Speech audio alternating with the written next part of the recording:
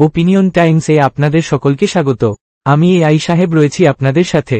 লেমিনে Yamal সবাই বলতো দুর্দান্ত প্রতিভা। 16 বছর হলেও স্পেনের বিস্ময় বালক দেখিয়ে দিলেন।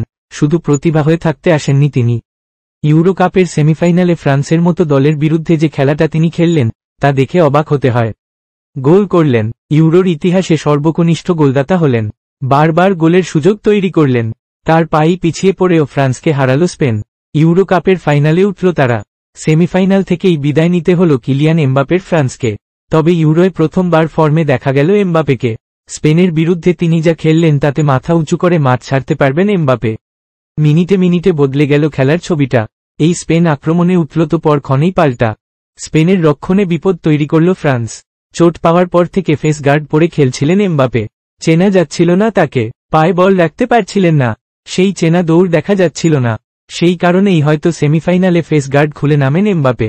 ফেস গার্ড খুলতেই বদলে গেল এমবাপের খেলা। সমহিমায় ফিরলেন তিনি। সেই পুরনো গতি, সেই পরিচিত দৌড়, সেই রক্ষণের উপর সারাক্ষণ চাপ তৈরি করা। এমবাপে চেনা ছন্দে ফিরতে বদলে গেল ফ্রান্সের খেলাও। ম্যাচে গোল করার প্রথম সুযোগ পেয়েছিল স্পেন, সেই ইয়ামালের পা দিয়ে। 5 মিনিটের মাথায় বক্সের বাইরে বল পান ইয়ামাল। বক্সে ঢুকে বল ভাসান তিনি। দ্বিতীয় পোস্টের কাছে ছিলেন ফাবিয়ান রুইজ। তিনি হেড করলেও গোলের মধ্যে রাখতে পারেননি। আর একটু লাফাতে পারলে ভালোভাবে হেড করতে পারতেন তিনি। স্পেনের সুযোগ নষ্টের ফায়দা তোলে ফ্রান্স। বা প্রান্তে বল ধরে বক্সে ঢোকেন এমবাপে। ডিফেন্সের জঙ্গলের মাঝে বল বাড়ান রান্ডাল কোলো মুয়ানির দিকে।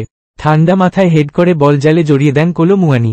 রুইজ যে কাজটা করতে পারেননি সেটাই করে দেখান ফরাসি ফুটবলার। চলতি ইউরোয় প্রথমবার ওপেন প্লে থেকে গোল করে এগিয়ে যায় ফ্রান্স।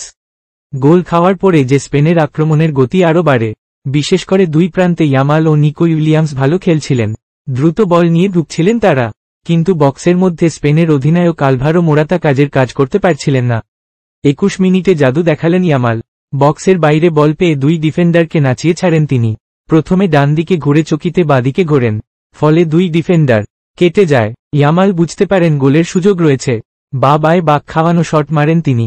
4 মিনিট পরে ফ্রান্সকে দ্বিতীয় ধাক্কা দেয় স্পেন। জেসুস নাভাসের কাছ থেকে বল পান ড্যানি অলমো। বল নিজের নিয়ন্ত্রণে রেখে গোল লক্ষ্য করে শট মারেন। বল বাঁচানোর চেষ্টা করেন ফ্রান্সের জুলস কুন্ডে, কিন্তু বল তার পায়ে লেগে গোলে ঢুকে যায়। প্রথমে কুন্ডের আত্মঘাতী গোল দিলেও পরে অলমোর নামেই সেই গোল দেওয়া হয়।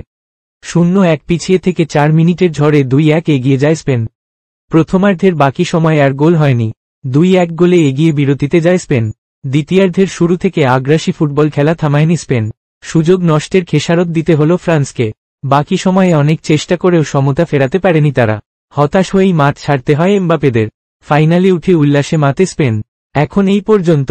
নজর রাখুন, সঙ্গে থাকুন ওপিনিয়ন টাইমস। ওপিনিয়ন টাইমসে আপনাদের সকলকে স্বাগত। পশ্চিমবঙ্গে এই প্রথম বাংলা নিউজ পোর্টাল। আমি এআই দিয়াসিনী, আর আমার সাথে আছে আমি এআই আদিত্য। রাজনীতির ডান থেকে বামের সব খবর আমার সাথে। আমি এআই ঐশানী।